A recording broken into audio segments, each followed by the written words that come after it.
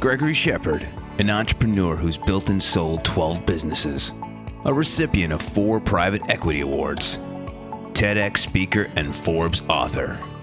This is the Boss Podcast with Gregory Shepard. Welcome back to part 2 of our chat with Randall Laveau at Boss Capital Partners and our real American hero, Scott Tait, the Executive Director of the National Security of Innovation Catalyst located at UC San Diego. In part 1, Scott told us how he handled crisis situations in the military. And now I want to get Randall's take on handling a crisis like the one we're all going through in light of the COVID-19 pandemic. Randall, what do you do first when everything is hitting you all at once? Yeah, well, I mean, the first thing is stepping back and understanding what exactly the status quo is and what the impact to the status quo is from the potential obstacle or crisis. And then once you have that, you need to isolate it, right? So what are all the dependencies to it? Typically, people go through what's called a root cause analysis at this point to understand all the different motivating factors that can influence this particular thing that's happened to your business. A tool that I like to use anytime I'm dimensioning the prioritization of things is a SWOT analysis. I know it's a tool that's been around for a while, but going through strengths, opportunities, weaknesses, threats, when you have isolated that one factor or that one crisis or roadblock, really helps you dimension all the different aspects of it. And it's particularly important for charting your course ahead. Right. So making sure that you're laser focused on the potential areas of importance that are going to influence that to something that could be a positive outcome for you. You know, within each crisis, there is an opportunity, right? And sometimes the opportunity isn't seen up front. And that's why they say it's about the journey, right? Not necessarily the destination. But it's important to be agile and vigilant while you're going through this process to make sure you understand the opportunity and capitalize on it. I think that is a big point, that there are always opportunities in these scenarios. And those that not only recognize an opportunity, but act on that as an opportunity are those that come out of these things really well. Like in 2008, those people that knew that the housing prices were so low and went out and bought those houses and then rented them out are doing really well right now. And in the tech crunch, people bought companies at super low valuations and made the arbitrage on those businesses. I wonder, if in the world that you're in, Scott, if you see or can advise to people what sort of opportunities they should be looking for. And Randall, the same question to you. How do people go about, first of all, recognizing an opportunity? And then how would you advise them taking advantage of that opportunity? Sure. I can give you an easy example. It's not high tech. Most of the companies we deal with are young entrepreneurs. As you said, we're in San Diego where the bar scene is pretty strong. So we've got a lot of friends that are in the bar business. And for many of them, we were able to take a quick look and said, hey, your core thing isn't really selling alcohol. It's providing an experience. If people want to get alcohol, they can pick it up at the store cheaper and drink it at home. They come here because they like the experience. So let's do some streaming services. They can have some experiences from home. You've got this incredible human capital in your bartenders. Why don't you do some mixology things on your webinar? There's all sorts of things that they could do quickly. As soon as we identified that their core principle, what they were providing their customers that nobody else could provide, was the experience. It wasn't really the physical food and drink.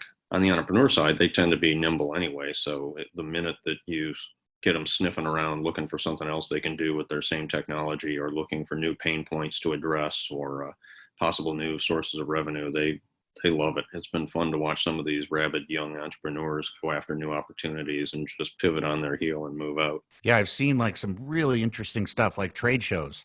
I was booked to speak at all these trade shows and they've just basically moved them online. And now you're doing conferences, keynotes, panels, everything, online. And in school, our kids are now, learning at home. Even though it's been a rough ride to get them going, it's definitely progressing us. And there are a huge number of opportunities in that space. Randall, can you provide some expertise to folks? Yeah, I think one of the things that's important to understand is a crisis is very reactive, right? And when a crisis hits, we have to react to it. But there's some proactive things that people can and should be doing prior to a crisis hitting, right? That are going to set you up. And some of the examples, that Scott's gone through, and I'll even share a couple examples, are all indications of people understanding the markets and the buyers that they're serving prior to the crisis. And when a crisis hits, they know how to serve them then, right? And a lot of companies, especially smaller ones, kind of give up on this. The things like social listening, buyer interviews, right? Just really being plugged in to who you're serving is very important. It's not very challenging for companies to do. You don't have to be an IBM size shop and have a team full of people to do this. So take advantage of the time and interview the people that you're trying to sell to or collaborate with to find out what they really want, so that you can then go back and give them what they really want. That's a possibility. But what I would do is dig into what are the motivators or the new motivators of the buyer. And an example of this is there's a local restaurant by me, very popular. And when the crisis hit, the restaurant had to close down. But they knew that their product sold well. They knew that people wanted to frequent their restaurant because of their food. So rather than closing the restaurant down, they turned it into a drive-up service where you could literally come and pick up the ingredients, take it home and make it. And this allows them to keep their people employed, allows them to maintain their rent and stay in their building. So they're going to come out of the crisis better because of the loyalty and credibility that they've now built with their audience. So really having a detailed grasp or an understanding of who your buyers are, what their motivators are, and making sure that you could be agile and shift quickly in a crisis to serve them still. In 2008, I got to tell this story. When that hit, I had all these employees, and I had to lay off conference rooms full of people. I had 38,000 square feet at that point. And I had, 6 or 7 conference rooms, and each conference room held, I think, 30 people, the bigger conference rooms. And I had to lay off conference room after conference room of people. And I have to say that what that did is it made me really go back and look at every piece of my business. Do I really need to be doing that? Right. And what I did is I did exactly what you're suggesting, Randall. I had conversations with the customers, and I said, do you really value, is this really valuable? If I had to reduce things, is this something that, you would be willing to do yourself, or you're not willing to pay for? Does it differentiate me? What about this particular thing? And I ended up refining the service down, and the company came out as a way better business. I had probably 50% of the services that I was offering were just eliminated. And then the energy was put into the places that I decided to excel. And one of the things that I go through with people when we talk about profiling is asking yourself a question about your customer. And that question is a series of different questions. And one of the questions is, what is your customer willing to do themselves, and what are they not willing to do? And where do you want to excel, and where are you willing to let your competitors take the lead? And if you look at Apple as an example, Apple doesn't care about Samsung's number of phones, because that's not their ICP. That's not their ideal customer profile. They let them have the market all they want. All Apple wants is the people that fit Apple's ICP, and they don't even try. So they give way on price to Samsung for those customers, and they take what they want, which are high valued customers that are willing to pay more for a higher quality product. That's Apple's position. So when you do this evaluation of your business, what I did is really break down every piece of what people did, because I had to lay off a lot of people. I just simply couldn't offer the same service anymore.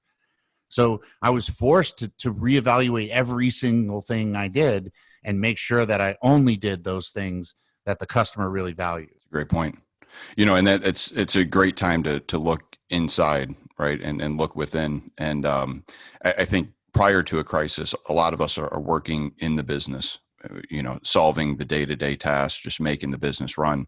When a crisis happens, it's a good time to step back and work on the business, look at it from a strategic perspective, and optimize your plan, making sure that when you get out of this crisis, right, and return to deliberate, you're that much better at that point. Yeah, Greg, I think there are a ton of opportunities inside the business. And to play on what Randall said, of the mid and large size companies we work with, having talked to them recently, a lot of them, when things are going good, people are afraid to change. Because anybody that does make a change, if it doesn't work out, then they get blamed for it. But once the crisis is thrust on you, it's an opportunity to do things that everybody already sort of knew needed to be done or be done differently, because you have that opening where the social pressures of conforming to what worked yesterday are gone because it isn't working anymore anyway. So it really is an opportunity to try new things and, as you said, reinvent yourself on the fly.